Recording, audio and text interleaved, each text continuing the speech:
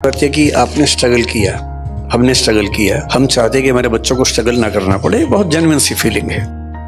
ये केवल मनुष्यों में नहीं, हर प्राणी में फीलिंग है कि उनके बच्चों को संघर्ष ना करना पड़े। तो हम भी ऐसा चाहते हैं, हर कोई चाहता है।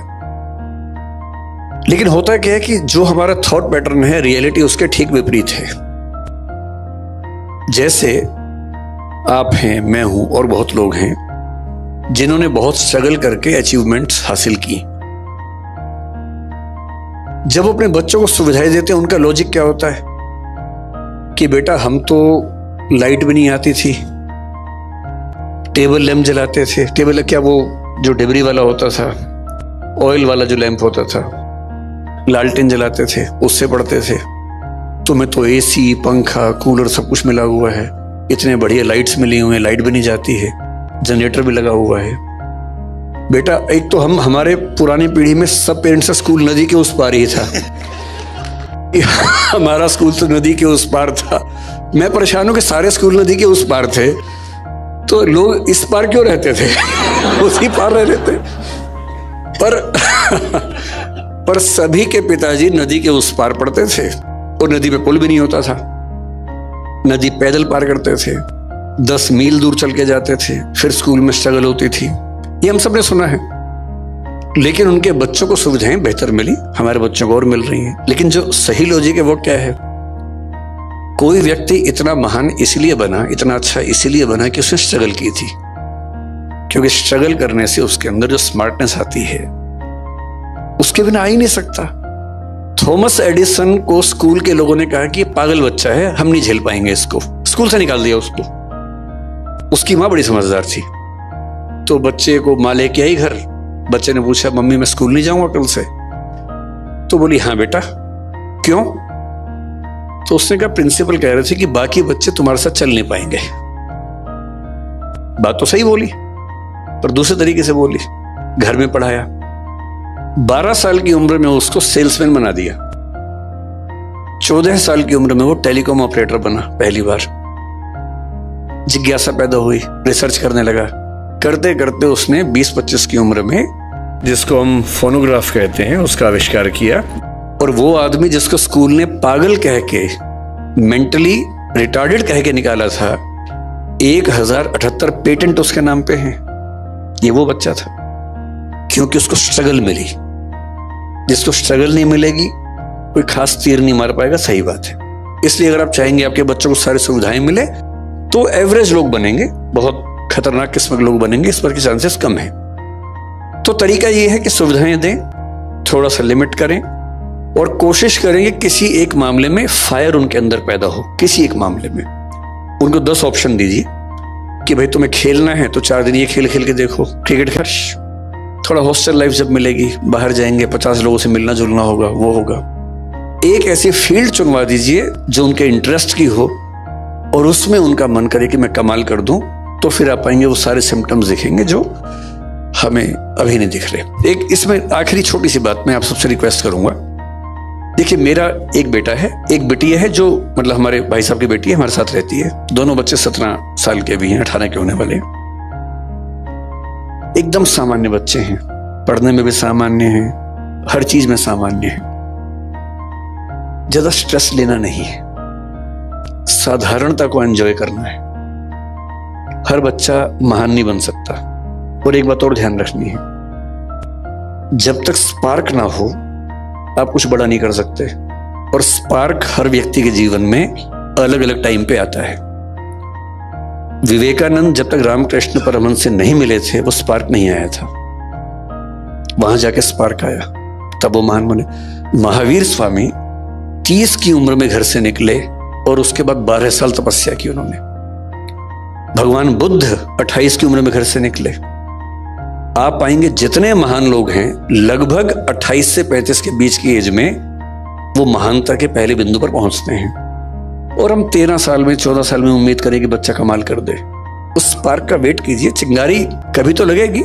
वो चिंगारी जब लगेगी कमाल हो जाएगा। आप चिंता मत कीजिए, चिंगारी का इंतजार कीजिए, चिंगारी का माहौल बनाइए, घास फूस इकट्ठा करते रहिए, ताकि चिंगारी आए तो आग लग जाए। बस हमारा उतना ही काम है। आपने थॉमस एडिसन का कहा कि वो सेल्समैन बना, सेल्समैन तो आप भी बने थे। आपने कैलकुलेटर बेचे, तो जब जिंदगी का आपका वो पड़ाव आया, जब आप डाउन एंड डस्टेड थे, तो वहां से कैसे उठे? मैं 16.5 की उम्र में DU में पढ़ने आया था और घर में कुछ ऐसी दुर्घटनाएं हुई कि मुझे 17.25 साल की उम्र से नौकरी करनी शुरू करनी पड़ी। जैन समाज में शायद सामान्य बात है, 15-16 साल में बच्चा गले पे बैठ ही जाता है आपके समाज में। मैंने सुना है कि ऐसी ट्रेनिंग होती है और ये ट्रेनिंग का बड़ा अच्छा तरीका है, क्योंकि जब मैंने पहली बार एक जैन को ये बात बताई, बोला हमारे तो होता ही, इसमें क्या खास बात है? तो मैंने कहा हमारे नहीं होता भाई, हमारे लिए तो ये अलग बात थी। तो मैंने करीब 17 साल की उम्र में सेल्समैन की नौकरी की, कैलकुलेटर्स बेचता था उन दिनों। अच्छा टाइम था, खूब दुत्कारा जाता था। आप किसी को बेचने जा रहे हैं, वो खरीदने के मूड में नहीं है, आपका टारगेट है नौकरी बचाने के लिए, आप पूरी ताकत लगाएंगे, खरीद ही लो भाई। वो नहीं खरीद रहा है, खराब से बोल भी देगा, गालियां भी सुनेंगे ही आप, पर उसके बिना मजा भी तो नहीं जिंदगी में, थोड़ा वो झेलना जरूरी है। तो मैं बहुत खुश हूं इस बात से। मेरे पेरेंट्स दुखी रहे लंबे समय तक कि जो तुम्हारा करियर बनने का समय था, हमने तुम्हें उस समय स्ट्रगल में डाल दिया। अब तो मेरी मां नहीं है, 6 साल पहले उनका देहांत हो गया, पर मैंने उनसे हमेशा ये बात कही कि आपको अंदाजा नहीं है कि आपने क्या किया मेरे लिए।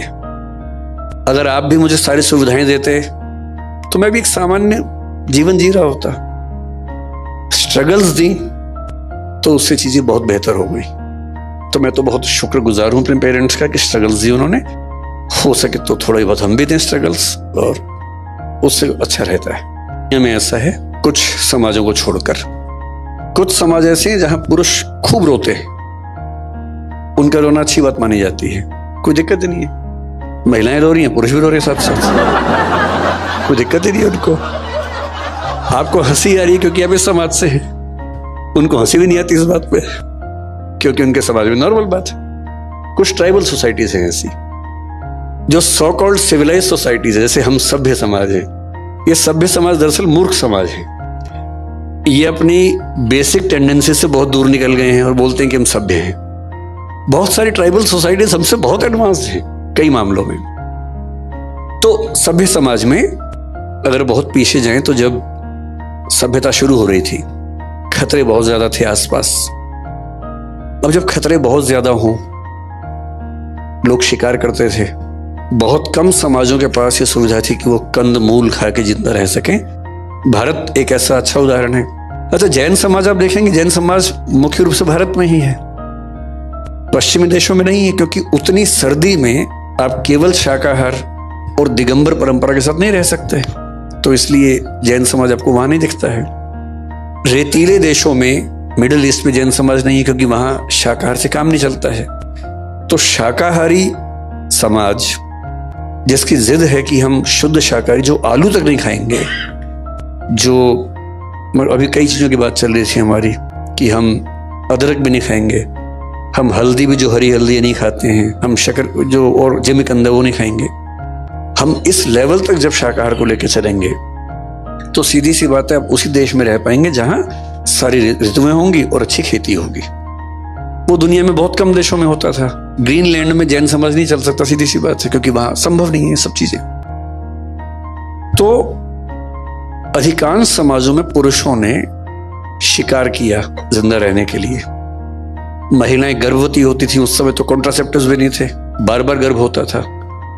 13-14 की उम्र से 35, 36, 38 की उम्र तक लगातार एक बच्चा हुआ, फिर दूसरा हुआ, क्योंकि 20 होंगे तो 2 बचेंगे, 18 मर जाएंगे। तो महिलाएं लगातार मां बन रही हैं और बच्चे पाल रही हैं। पुरुष की जिम्मेदारी है कि बाहर जाके कुछ लाना है खाने को, शिकार करना है। शिकार करने गए हैं तो शिकार हो जाने का खतरा भी है, सीधी सी बात है। तो उस समय के पुरुषों की जो परवरिश हुई वो ये थी कि उनको बहुत साहसी होना है, लड़ाकू बनना है। और जो बहुत लड़ाकू है वो रोता वो ठीक नहीं लगता है। इसलिए उन समाजों ने एक नियम बनाया कि लड़के रोएंगे नहीं।